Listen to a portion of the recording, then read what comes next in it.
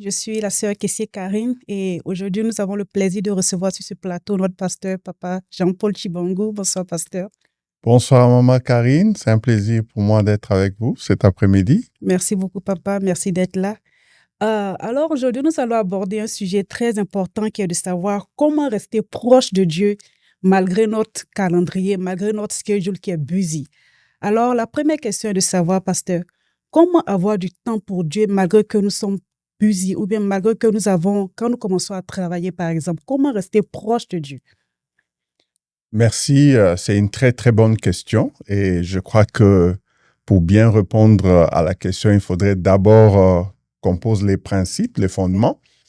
Je crois que d'abord, le travail fait partie de la volonté de Dieu. Et si vous lisez la Bible dans Genèse, vous allez vous rendre compte que parmi les premières instructions que Dieu a données à Adam, c'était de garder, de cultiver le jardin et de le garder, donc de travailler. Donc, ça fait partie de la volonté de Dieu qu'un homme travaille, qu'il puisse avoir du travail. Et d'ailleurs, la Bible même dit que celui qui ne travaille pas ne mange pas non plus. Tout à fait. Donc, le travail ne peut pas être séparé comment je vais dire, de Dieu ou bien être séparé du fait de servir Dieu. Alors, le travail dans le travail, nous devons avoir Dieu comme notre priorité. Et si Dieu est notre priorité aussi dans le travail, ça va faire que ce n'est pas une activité distincte du fait d'être enfant de Dieu, d'être chrétien ou de servir Dieu. Par contre, ça fait partie de notre activité spirituelle, si je peux le dire ainsi. Donc, alors, la raison qui fait aussi que beaucoup de gens soit abandonnent Dieu ou bien ne sont plus engagés de servir Dieu quand ils commencent à travailler, c'est aussi cette manque de compréhension ou l'absence de connaissances, de savoir que le travail que nous avons, c'est ce que Dieu nous a également donné à faire et ce que nous a instruit à exercer comme activité. Et Dieu doit être impliqué dedans. Je vais encore le dire autrement. Quand je vais travailler, Dieu ne quitte pas ma vie. Tout à fait. Il est en moi. Il reste en moi. Alors, le danger, c'est quand vous allez travailler et que vous prenez Dieu, vous le laissez à la maison, vous allez travailler sans Dieu, et puis quand vous finissez de travailler, vous récupérez Dieu, vous le remettez dans notre cœur. Alors, vous séparez le travail du fait d'avoir Dieu en soi, alors que ça devait constituer en réalité une même activité. Plus loin, je vous dirais même que travailler, c'est en même temps une activité spirituelle. Ok, pasteur, merci beaucoup pour cette réponse. Donc, selon vous, vous pensez que le travail peut constituer un obstacle à la vie d'une personne chrétienne ou bien? En réalité, le travail fait partie de la vie d'une personne. Je vais dire encore mieux, en réalité, le travail est spirituel. Je disais que Dieu, parmi les premières instructions qu'il a données à l'homme, il y avait aussi le travail. Oui. Et donc, le travail, c'est une activité spirituelle. Mieux encore, le travail, c'est quoi? Le travail, c'est un temps que tu consacres, je veux le dire différemment, à un employeur. Tu lui donnes ton temps, tu lui donnes l'intelligence, tu lui donnes la force. Et cette force, en contrepartie, il te donne une rémunération. La Bible dit, tu serviras l'Éternel, ton Dieu, de tout ton cœur, de toute ton âme, de toute ta force. Donc, quand tu mets ta force, tu es en même temps en train de servir Dieu. Oui. Donc, autrement dit, travailler ne peut pas être exclu du fait de servir Dieu. Je dirais même mieux, travailler, c'est aussi un environnement d'exercice spirituel. Le travail est un cadre dans lequel nous pouvons également avoir notre vie spirituelle. Donc, ce n'est pas incompatible avec le fait d'avoir Dieu ou de servir Dieu. Alors, le problème vient souvent lorsque on prend le travail comme une activité dans laquelle on n'intègre pas Dieu. C'est là que vient le problème. Mais si nous prenons Dieu et nous l'intégrons dans notre activité, dans notre travail, parce que pendant que je travaille, je suis en même temps en train de servir Dieu. Tout à fait. Yeah. Donc, c'est une activité spirituelle que de travailler. Parce que le temps, j'ai défini l'homme comme un esprit éternel placé dans un espace-temps afin d'apporter un impact dans ce temps-là. Wow. Donc, l'homme est un esprit qui est placé dans un espace-temps afin d'apporter un impact. Alors, en tant qu'un esprit placé dans cet espace-temps où tu travailles, tu es un esprit éternel dans cet espace-temps et tu dois produire des résultats pour changer ta destinée. C'est pour ça que je dis que le travail est aussi spirituel. Donc, le travail ne peut pas être dissocié de la spiritualité. De la même manière que le temps est spirituel, de la même manière que l'intelligence, la force que tu as vient d'un esprit, vient de Dieu et que tu es un esprit, donc le travail est aussi spirituel. Et à ce titre-là, on ne peut pas le séparer d'une activité spirituelle. C'est un piège, justement, de considérer que Dieu ou l'esprit ne peut pas être intégré dans le cadre du travail. Et le diable est maître dans ça. Il veut vous amener, pendant que vous travaillez, vous oubliez Dieu. Ou bien pendant que vous travaillez, vous enlevez Dieu. Pendant que vous travaillez, l'Esprit de Dieu n'est pas avec vous. Comme ça devient une activité mécanique, une activité lourde. Tu y vas juste pour avoir de l'argent. Alors que, comme je disais, quand tu travailles, tu es en même temps en train de servir Dieu. Tout à fait. Tout à fait. Wow. Alors, pasteur, pour une personne qui travaille et qui n'arrive pas à faire la part des choses entre prier, passer du temps avec Dieu, lire la Bible, méditer, qu'est-ce que vous pouvez conseiller à cette personne-là? Et comme je disais, le travail est une activité qui rentre dans notre vie spirituelle. Et la prière, la méditation de la parole de Dieu sont des éléments importants qui peuvent même nous aider à mieux travailler. Okay. Josué 1:8 dit que ce livre de la loi ne s'éloigne point de ta bouche. Médite-le nuit et jour afin d'agir fidèlement selon ce qui est écrit. C'est alors que tu auras du succès dans tes projets. C'est alors que tu réussiras. La méditation peut nous aider à avoir du succès dans notre travail, peut nous aider à réussir dans notre travail ou dans nos projets. C'est pour ça que celui qui ne médite pas, je suis tenté de dire qu'il peut échouer dans son travail. C'est vrai, vous allez me dire, qu'est-ce que vous entendez par échouer? Parce que si tu veux avoir du succès, si tu veux réussir dans ce que tu fais, tu as besoin de Dieu, de la méditation. Parce que la méditation va te donner en même temps des principes qui vont t'aider à faire ton travail comme il se doit et selon le modèle de Dieu.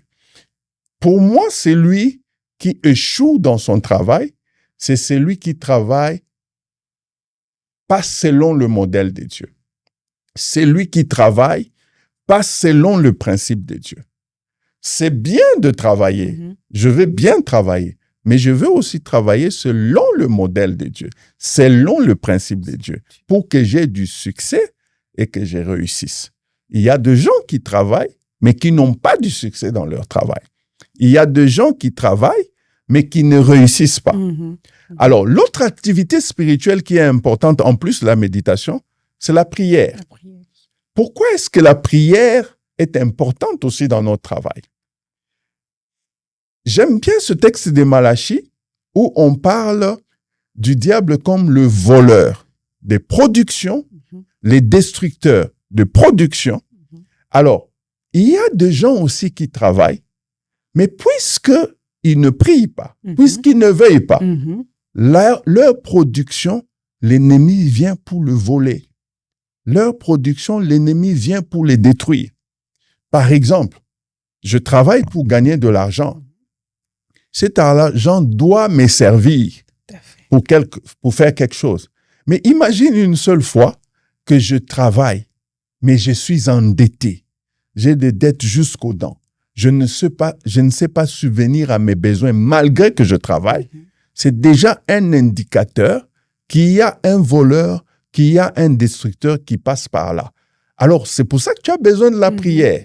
La prière va t'aider à protéger tes productions, va t'aider à veiller pour que le voleur ne vienne pas voler tes productions.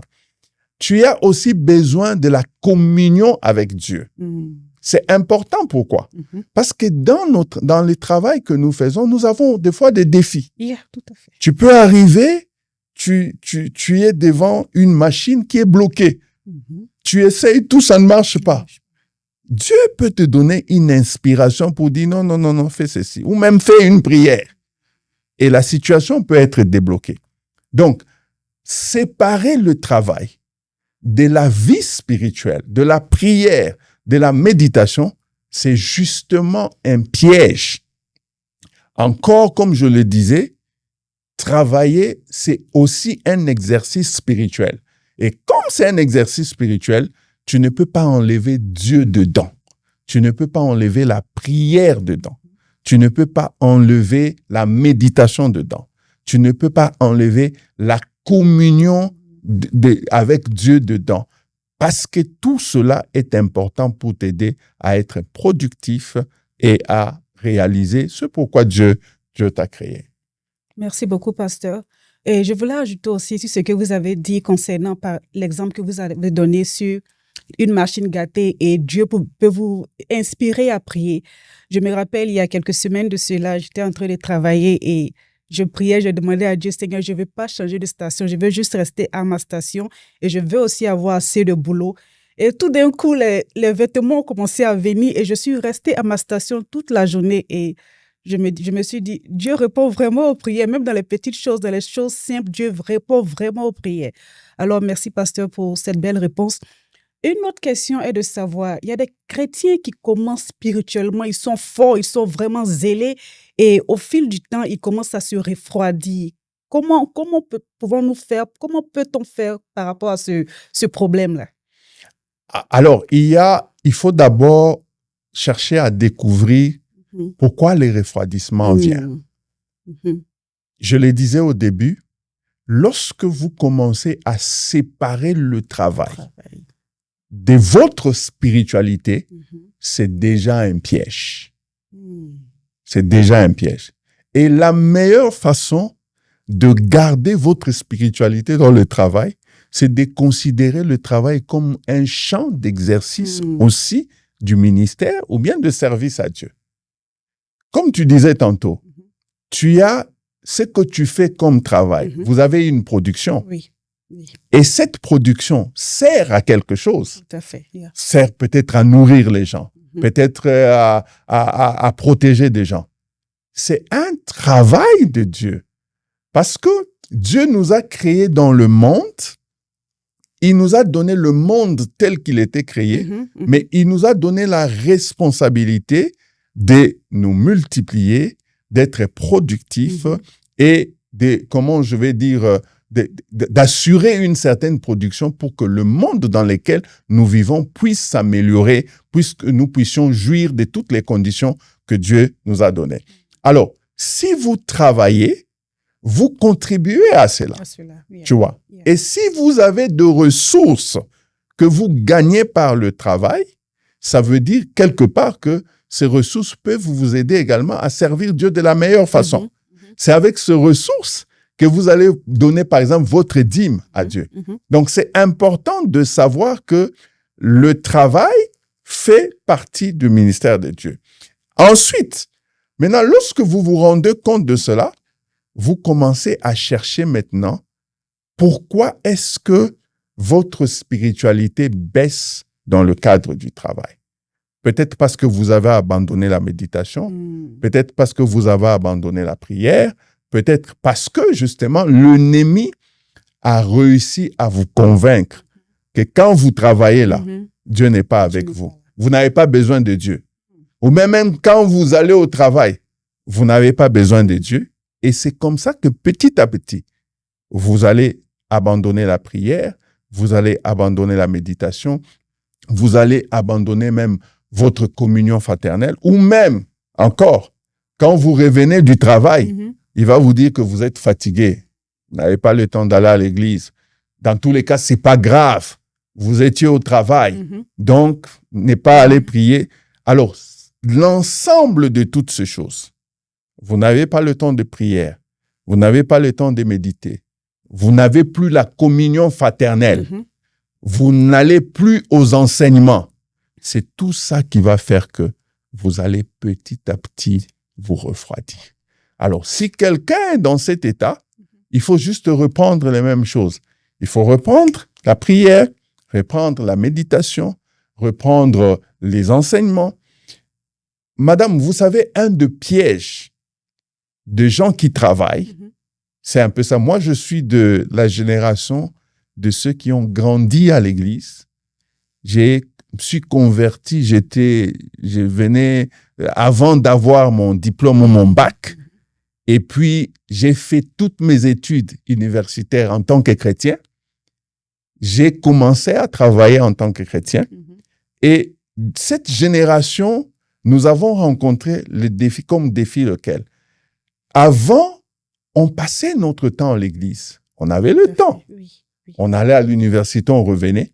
Et après, tu trouves du travail. Tu dois garder les mêmes activités que tu avais pour garder ta foi. Et ça, c'est le défi.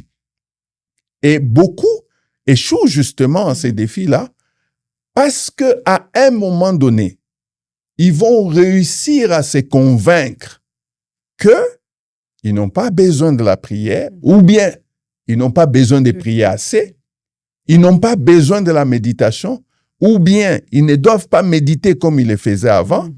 Et puis, ils vont réussir à se consoler en disant que si je ne vais pas à l'église, c'est parce que je travaille. Comme si tu es justifié parce que tu travailles de ne pas aller à l'église, de ne pas prier. Tu vois? Oui, je vois. Or, tout ça, c'est ça qui va faire à un moment que ta foi va se refroidir. Et madame, ça vient tellement petit à petit, et jusqu'à ce que tu vas te rendre compte. Mais je vais quand même donner quelques indicateurs qui peuvent vous aider à savoir que il y a quelque chose, il y a des signaux qui vous disent que faites attention. Première indication, c'est que vous allez vous rendre compte, premièrement, que vous n'avez plus le temps de méditer. Le matin, vous vous levez vite, vous devez courir, vous n'avez plus le temps de méditer. Et quand vous rentrez du travail, vous êtes fatigué. Ça, c'est la première indication. Deuxième indication, vous n'avez plus le temps de prier. Vous vous souvenez de la prière avant de manger, vous vous souvenez de la prière vite fait le matin, peut-être vous vous réveillez même en retard, vous courez. Troisième indication, vous n'avez plus le temps d'aller à l'église. Vous n'allez plus aux enseignements. Vous n'avez plus le temps d'aller suivre les enseignements. Vous venez seulement les dimanches.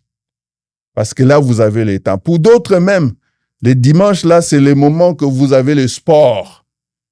Ou bien vous avez un rassemblement des anciens pour aller jouer au foot. Vous n'avez plus le temps. Troisième indication, vous devenez quatrième plutôt, très allergique à l'église. Les choses de l'église ne vous intéressent plus. Vous devenez très critique à l'égard des choses de l'église et même des pasteurs. Il y en a même qui arrivent à dire non, ceux qui vont à l'église, ce sont de paresseux, ou bien c'est parce qu'ils n'ont pas du travail qu'ils vont à l'église. Moi, j'ai entendu ce langage-là.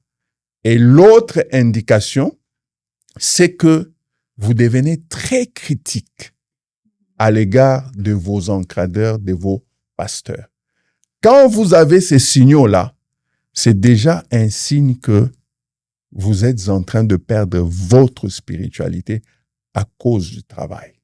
Et malheureusement, quand vous êtes fragilisé comme ça, vous avez une porte ouverte vers l'ennemi qui peut venir détruire vos productions, voler vos productions et tuer même votre vie, votre destinée, parce que vous avez donné tout votre temps au travail. OK, merci beaucoup, pasteur. Alors, afin de ne pas permettre à l'ennemi ou au diable de venir voler, détruire ou même égorger, quelle est cette discipline? Comment est-ce qu'on peut être discipliné afin de pouvoir prier?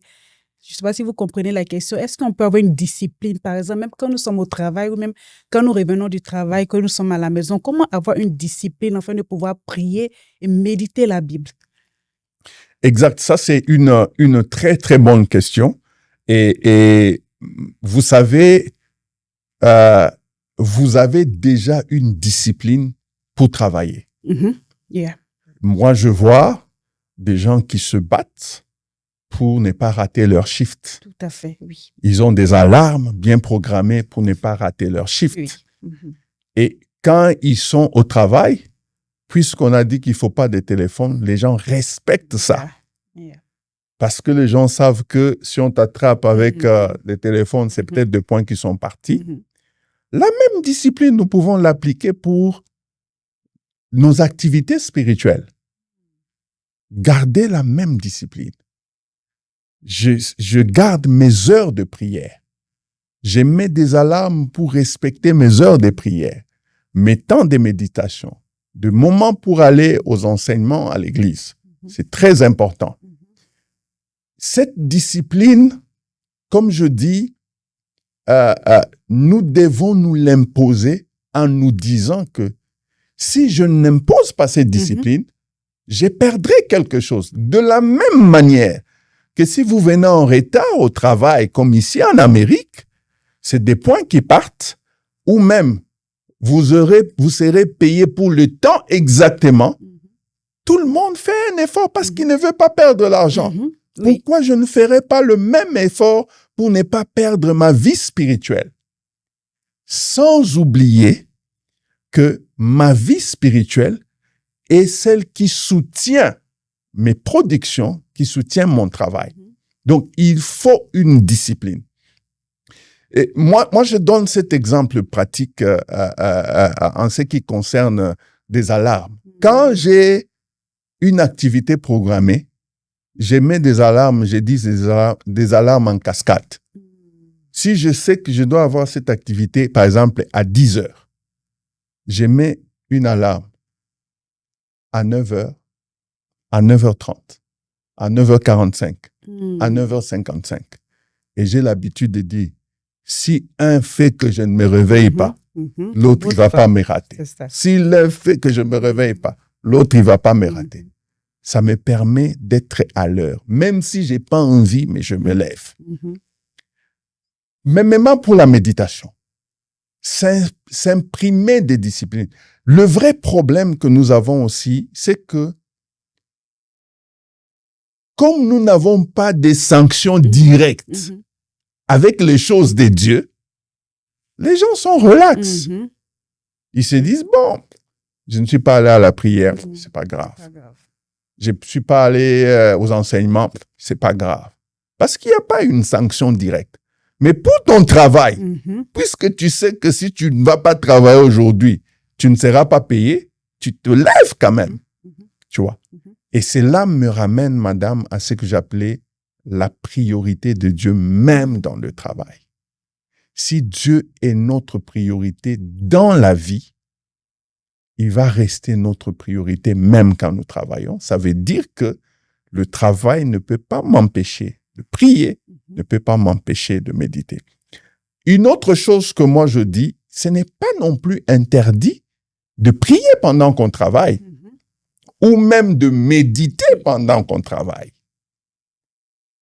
Un exercice facile que moi j'ai l'habitude de faire, par exemple, je lis mon verset le matin.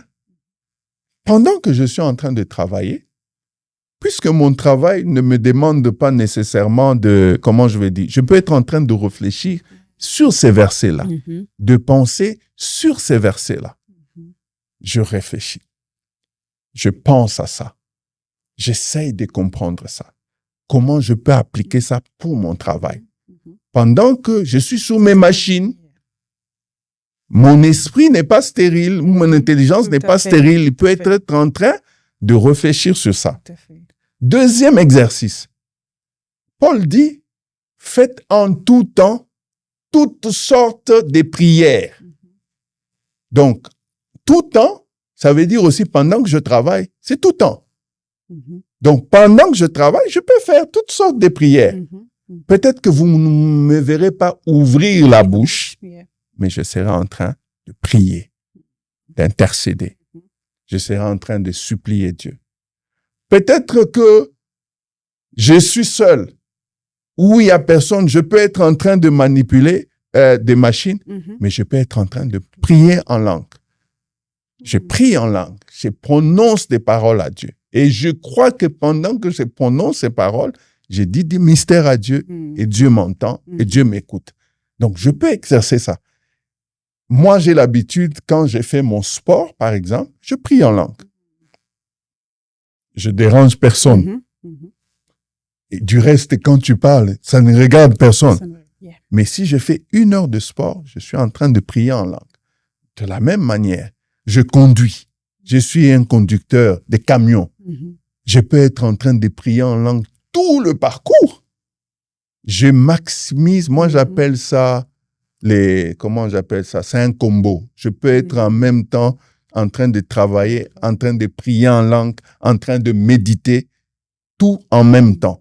Et ça me permet de gagner le temps. Donc c'est possible, même pendant qu'on travaille, de prier et de faire toutes sortes de prières. Le problème, c'est quand on n'a qu'une seule sorte de prière qu'on fait. Tu vois? Quand tu fais juste la prière avec ton intelligence, tu peux être coincé lorsque tu es dans un environnement, par exemple, dans un bureau où tu travailles avec les gens, tu ne vas pas prononcer ta prière. Tu vois? Mais je peux être silencieux. Je prononce ma prière. Je peux être en train, moi, quand quelqu'un me voit parler, mais qu'est-ce que je suis en train de soliloquer. Je parle à moi-même. Je suis en train de parler à Dieu. Donc ça, c'est possible de combiner notre moment de travail avec notre moment de prière, notre moment de méditation, notre moment d'intercession. Je peux être en train de prier pour mes chefs. Je peux être en train de prier pour ceux avec qui je travaille pendant que je suis en train de travailler. Ça, c'est faisable, mais ça demande juste de la conscience de savoir que pendant que je travaille ici, Dieu est avec moi. Quand vous prenez la Bible, la majorité des gens que Dieu a appelés, ce n'étaient pas des chômeurs, c'était des travailleurs. Et quand vous lisez la Bible, la majorité des serviteurs de Dieu ont servi Dieu et en train de travailler. Je vais vous donner un exemple qui va peut-être vous surprendre. Élisée, c'était un cultivateur. Quand on parle d'Élisée, on le voit toujours comme prophète. Personne ne parle de lui comme un cultivateur. Et pourtant, c'était un cultivateur. Quand vous prenez David, c'était un berger. Ses prières, ses chansons, ses plus beaux cantiques, il les a composés pendant qu'il était berger. Donc, il était berger adorateur. Il était berger chantre. Il était berger, comment je vais dire, leader. C'est pendant qu'il a composé ces cantiques. Et même quand il était roi, il a continué à composer des cantiques. Il a continué à adorer Dieu. Le plus grand adorateur que nous connaissons dans la Bible, un des plus grands adorateurs, c'est David. Et David était roi et adorateur. Berger, adorateur. Donc, c'est pas incompatible. Je peux être mécanicien et adorateur. Mécanicien, serviteur de Dieu. Je peux recevoir mes prédications pendant que je suis en train de faire mon travail. Je vais vous surprendre, madame. Moi, en tant que serviteur de Dieu, mes plus grandes inspirations des prédications, ce n'est pas pendant que je prie. Ce n'est pas pendant mes retraites. C'est généralement dans mes activités quotidiennes. Je laisse une fenêtre à Dieu, je me dis, il peut m'inspirer pendant. Ça ne m'empêche pas de travailler. Et comme je dis, Dieu habite en nous même quand nous travaillons. Et Dieu ne dit pas, OK, pendant que tu travailles, je suis en congé. Je ne t'inspire pas, j'attends que tu finisses le travail. Non. Dieu opère en nous à tout ce temps-là. Donc, nos moments de travail sont aussi nos moments d'exercice du ministère, nos moments d'exercice d'adoration, nos moments des services à Dieu. Et si nous comprenons ça comme ça, je crois que nous passerons de journée. Quand je ne suis pas au travail, je prie. Quand je suis au travail, je prie, j'adore Dieu. Et le diable n'aura pas une porte pour venir détruire, voler ou tuer notre destinée. Merci beaucoup, pasteur. Et pour ceux qui viennent de nous rejoindre, nous sommes Lumière Chrétienne et vous pouvez nous suivre sur notre chaîne DTN où vous pouvez vous abonner, mais aussi aller retrouver les anciennes émissions qui sont déjà passées. Encore une fois, DTN où vous pouvez vous abonner. Merci beaucoup. Alors, pasteur, une autre question est de savoir, selon vous, vous pensez que les responsabilités, surtout ici dans ce pays, les responsabilités d'ici peuvent-elles éloigner les familles de leur vie spirituelle? Les responsabilités, vous voulez dire des responsabilités par rapport au travail? Par rapport au travail, la famille, les enfants et tout? Les responsabilités peuvent nous éloigner du travail. Ça dépend de Dieu plutôt. Ça dépend de comment nous les gérons. Okay. Ça dépend de quelles priorités nous donnons à Dieu dans ces responsabilités. Okay. Mais il va de soi. Si vous regardez la société dans laquelle nous vivons, vous allez vous rendre compte. Moi, je connais des gens que j'ai connus en Afrique, serviteurs de Dieu, mais ici, ne le servent plus. Je connais des gens qui étaient assidus à Dieu, mais aujourd'hui, ils ne le sont plus. Et j'ai l'habitude même de dire, si vous voulez tester votre spiritualité, il faut la tester quand vous travaillez, pas quand vous n'avez pas du travail. Votre vraie spiritualité se révèle quand vous avez du travail, pas quand vous étiez chômeur. Votre vraie spiritualité se révèle quand vous gagnez de l'argent, pas quand vous n'avez pas d'argent. Votre vraie spiritualité se révèle quand vous avez des responsabilités, pas quand vous n'aviez pas de responsabilités. Votre vraie spiritualité se révèle quand vous êtes un leader, pas quand vous n'étiez pas encore leader. Alors, ça fait que si pendant que vous n'aviez pas du travail, vous serviez Dieu d'une manière et que maintenant vous ne le servez pas, c'est que votre spiritualité était liée à vos besoins, pas liée à votre relation ou à votre communion avec Dieu. Parce que ma spiritualité ne doit subir aucun impact selon que je travaille ou je ne travaille pas, selon que j'ai des responsabilités ou que je n'ai pas de responsabilités. Alors, le plus important pour nous, c'est de nous assurer que quand nous exerçons ces responsabilités, Dieu ne nous a pas abandonnés. Dieu est avec nous et Dieu est toujours en priorité sur tout. Tu aimeras le Seigneur de tout ton cœur, de toute ta force, de toute ton énergie et aussi chercher premièrement le royaume de Dieu et la justice de Dieu et le reste vous sera donné par-dessus. Donc, c'est vraiment important. Mais si les responsabilités nous éloignent de Dieu, ça, c'est notre vrai test de la spiritualité. Dommage que beaucoup ont abandonné Dieu parce qu'ils ont eu une promotion. Beaucoup ont abandonné Dieu parce qu'ils ont eu une responsabilité. Beaucoup en vrai. Je vais même aller plus loin. Il y a des gens qui priaient beaucoup plus quand ils n'étaient pas pasteurs Tout à que fait. quand ils sont devenus pasteurs. Mm. Il y a des gens qui priaient beaucoup plus quand ils n'étaient pas reconnus Mm. en tant que prophètes plutôt que quand ils sont reconnus. Notre spiritualité se teste à ce moment-là. Quand on n'a pas de responsabilités, quand on a des responsabilités, c'est là qu'il faut regarder la vraie spiritualité. Quand tu as une promotion, c'est là qu'il faut regarder la vraie spiritualité. Wow. En tout cas, merci beaucoup, pasteur. Vous avez dit quelque chose qui m'a vraiment plu. Vous avez dit votre spiritualité se révèle quand vous avez du travail et non quand vous n'avez pas du travail. Alors, selon vous, comment est-ce qu'on peut éviter que l'argent devienne plus important que Dieu? Alors, l'argent, c'est un Dieu, Mhm, c'est un maître. mhm. La Bible dit, nul ne peut servir deux maîtres. Ou il aimera l'un ou il haïra l'autre. Mhm, Tu ne peux servir Dieu ou maman. mhm. Maman, c'est le Dieu de l'argent.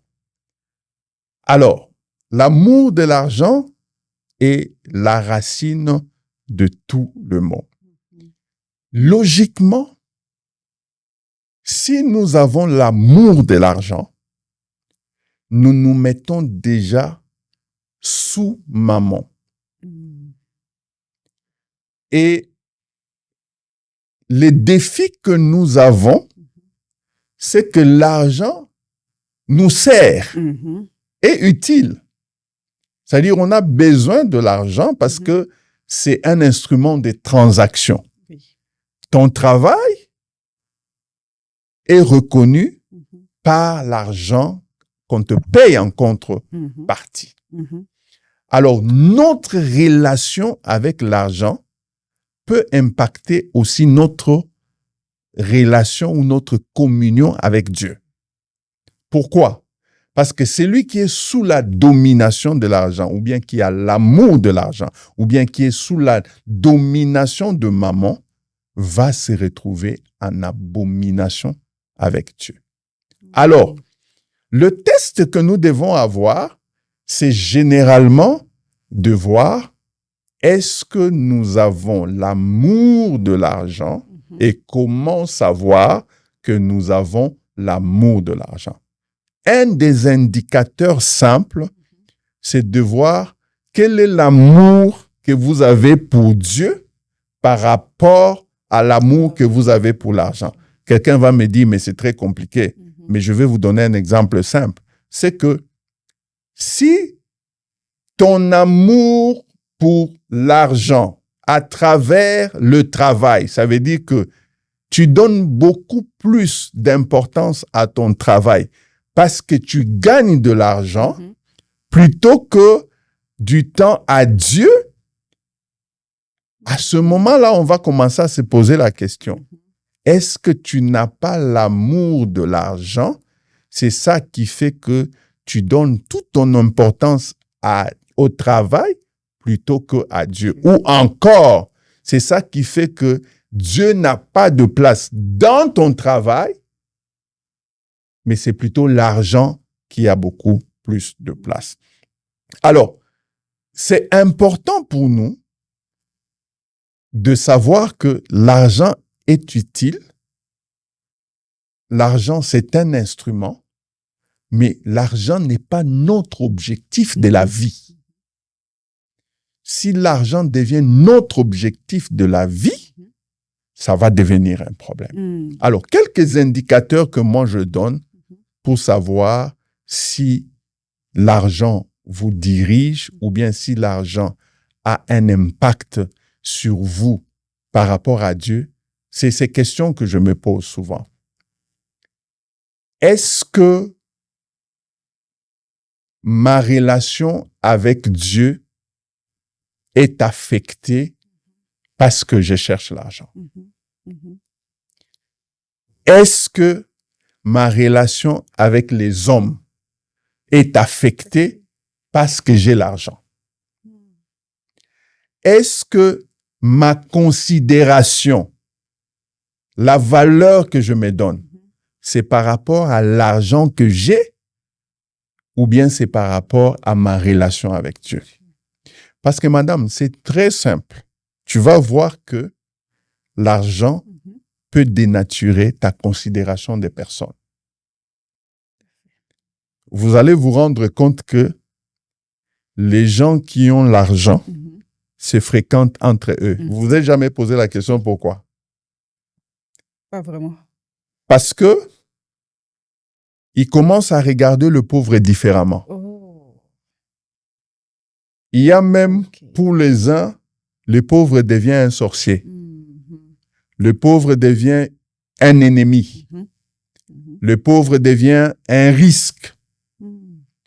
Le pauvre devient même une mesure en se disant, moi, si lui il est pauvre, c'est parce que moi, si moi je suis riche, c'est parce que je suis plus intelligent que lui, j'ai beaucoup plus que lui, alors je le regarde différemment. Alors, la manière dont tu traites les autres quand tu as l'argent, la manière dont tu considères les autres quand tu as l'argent peut être une indication de comment l'argent a eu un impact sur toi. Alors, pour moi, l'argent, c'est juste un instrument qui me sert des transactions. Point barre. Okay. Je domine sur l'argent, je domine mes désirs par rapport à l'argent et rien ne peut m'affecter par rapport à l'argent. Ok, merci beaucoup, pasteur.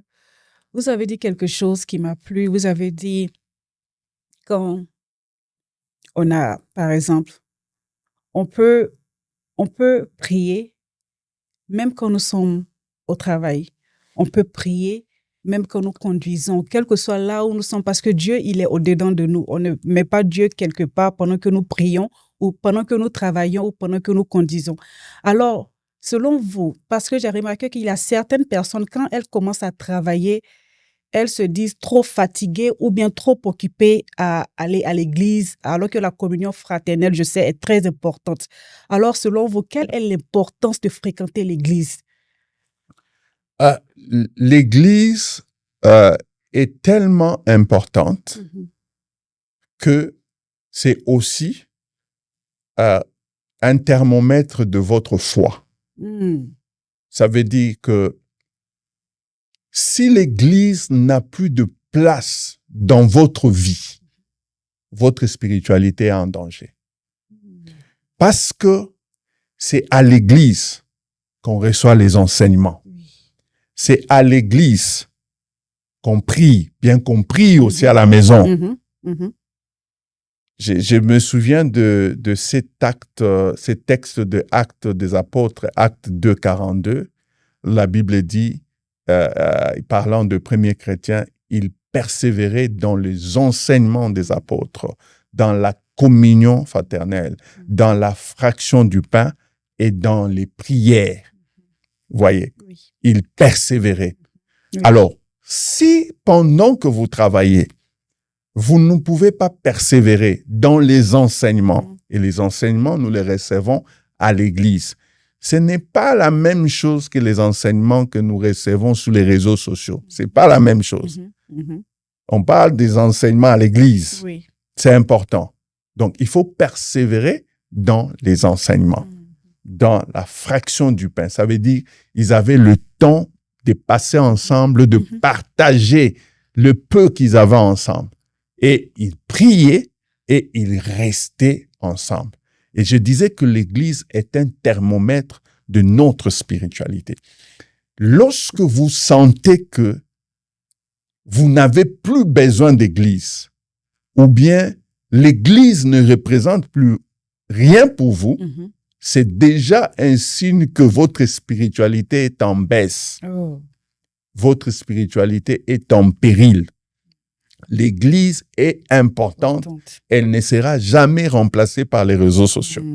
Parce que c'est là que nous avons les enseignements, nous avons les prières, nous avons l'occasion d'avoir la communion fraternelle, de nous soutenir les uns les autres. La Bible dit, faute de bois, le feu s'éteint. Quand des morceaux de bois sont ensemble, le feu brûle plus haut. Donc, l'Église, je vais dire, est indispensable. Même la foi, vous ne pouvez pas avoir une spiritualité je vais dire, une spiritualité solide. Si vous négligez l'Église, malheureusement, c'est le défi que nous avons aussi dans cette génération et que dis-je, aussi dans ce pays. C'est les défis que nous avons. L'Église n'a plus sa place parce que certains pensent que l'Église peut être remplacée par les réseaux sociaux. D'autres ne vont même plus à l'Église. Ils participent au culte. Je ne suis pas contre ça. Les cultes en ligne, des services en... Moi-même, j'aime ça. Mais seulement, ça ne remplace pas l'Église. L'assemblée de saints, c'est pas la même chose. Et je disais que c'est un thermomètre. Et quand vous travaillez, vous voyez que votre vie n'est plus connectée à l'Église, sachez que votre spiritualité est en danger. Wow. D'où l'importance de fréquenter l'Église. Très important. Très important. Merci beaucoup, pasteur. J'ai encore une autre question. J'ai remarqué qu'il y a certains parents, quand ils commencent à avoir des enfants et ils n'arrivent plus vraiment à manager entre temps les enfants et par exemple l'église et le monde social. Et souvent, ces parents-là donnent, par exemple, ils donnent les iPads, les téléphones aux enfants. Et j'ai l'impression que c'est ce qui éduque les enfants. Les parents même n'ont plus de temps d'éduquer les enfants. Alors, selon vous, comment est-ce que les parents peuvent aider les enfants, par exemple, surtout pour les parents qui sont chrétiens, comment est-ce que ces parents-là peuvent aider les enfants, leurs enfants, à garder encore la foi, même malgré leur calendrier ou bien leur schedule qui est vraiment occupé? Comment est-ce que ces parents peuvent aider leurs enfants à garder continuellement la foi, que ce soit à l'école ou bien même au dehors? Merci, madame. C'est une bonne question et surtout, c'est un autre défi que nous avons actuellement, surtout pour les familles dont les deux parents travaillent. Les enfants sont laissés pratiquement entre eux-mêmes et même l'éducation des enfants, des fois, n'est plus une priorité. Ça, c'est un défi fondamental. Je voudrais déjà d'emblée dire que l'éducation des enfants fait partie des ministères clés que Dieu donne aux parents. L'éducation des enfants. Donc, celui qui réussit pas l'éducation de ses enfants, il a déjà échoué. La Bible même dit, celui qui ne prend pas soin de sa famille, il est pire qu'un infidèle. Wow. C'est une déclaration grave, pire qu'un infidèle. Et pour nous qui travaillons, nous devons faire de l'éducation de nos enfants une priorité.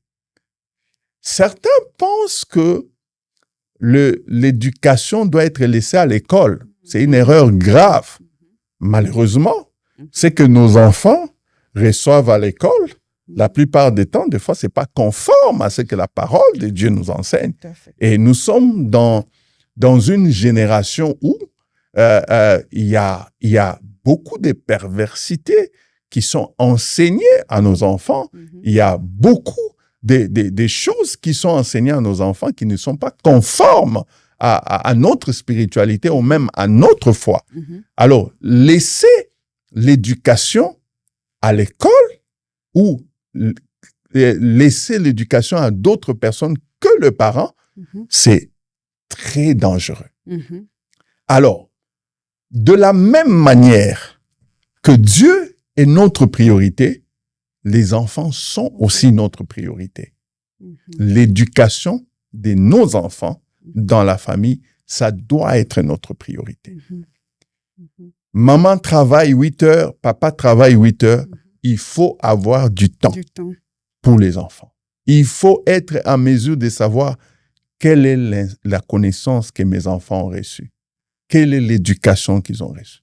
Quelles sont les informations qu'ils reçoivent? Parce que toutes ces informations ne sont pas forcément conformes à ce que la voix de Dieu nous prescrit. Si nous voulons que nos enfants ne s'éloignent pas de Dieu, nous devons les instruire selon les voies de Dieu. Les éduquer selon les voies de Dieu. Et ils ne se détourneront pas de la voix de Dieu lorsqu'ils grandiront. Autrement dit, dans la pensée de Dieu, c'est l'éducation qui assure que les enfants ne se détournent pas de Dieu. C'est même pas l'Église, c'est l'éducation des parents qui assure que les enfants ne se détournent pas de la voix de Dieu. Autrement dit, si vos enfants se détournent de la voix de Dieu, vous êtes responsables. Vous ne les avez pas éduqués selon la voix de Dieu. C'est pour ça qu'ils se sont détournés. Donc, vous êtes responsable. Madame Karine, je ne voudrais pas être responsable du fait que mes enfants se détourneront demain de la voix de Dieu. Donc, je suis responsable de la destinée de mes enfants. Et j'assure que cette destinée sera glorieuse par l'éducation que je donne à mes enfants. C'est très important, ça. Tout à fait. Tout à fait. Wow. Merci beaucoup, pasteur. Pour ceux qui viennent de nous suivre, nous sommes Lumière chrétienne et le thème d'aujourd'hui, c'est comment rester connecté à Dieu malgré notre calendrier qui est vraiment occupé au busy, comme on le dit ici aux États-Unis. Et nous avons avec nous le pasteur Jean-Paul Chibangu. Papa, j'ai une dernière question pour finir. On a parlé d'assez de choses, on a parlé de comment même prier bien pour que nous soyons occupés et tout. Et j'aimerais savoir quel conseil avez-vous ou bien quel conseil pouvez-vous donner à une personne, à un chrétien qui se sent fatigué spirituellement, qui est fatigué, qui n'arrive plus à prier? Peut-être que vous avez déjà mentionné cela, mais pour récapituler, est-ce que vous pouvez donner un conseil à ce genre de personnes-là qui sont fatiguées spirituellement, qui n'arrivent pas à prier? Qu'est-ce que vous pouvez dire à ces personnes-là? Merci, madame. Les conseils que je peux dire à quelqu'un qui est fatigué, d'abord, la Bible dit « Déchargez-vous sur lui de tous vos soucis et il prendra soin de vous. » Déchargez-vous, je vais dire, de vos soucis sur Jésus-Christ et il va prendre soin de vous.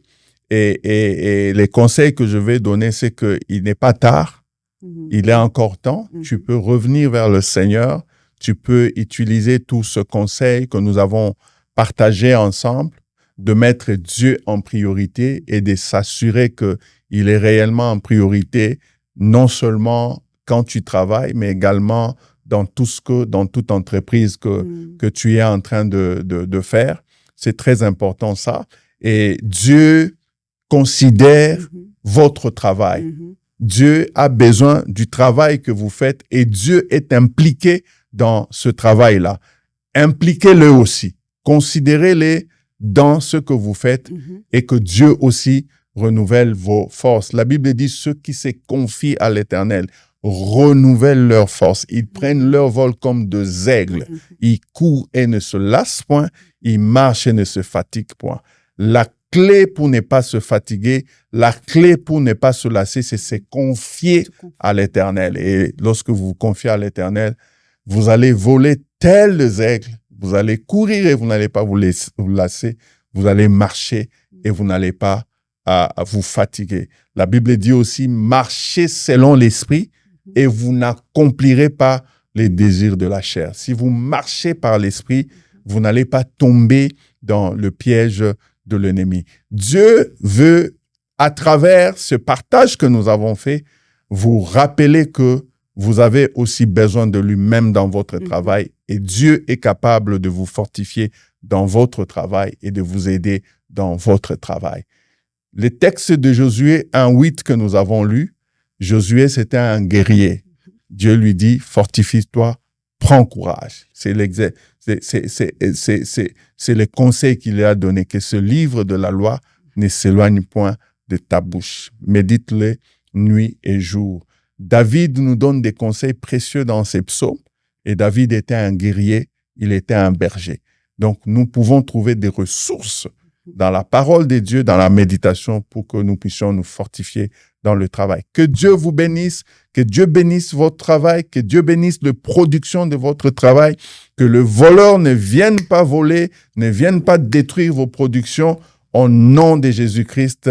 Amen. Amen. Amen. Merci beaucoup, pasteur. Merci. J'ai été vraiment édifié par ce que vous avez dit.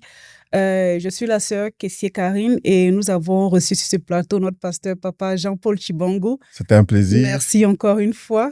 Nous sommes Lumière Chrétienne et vous pouvez nous suivre sur notre chaîne DTN où vous pouvez vous abonner. Merci beaucoup et à la prochaine. Merci.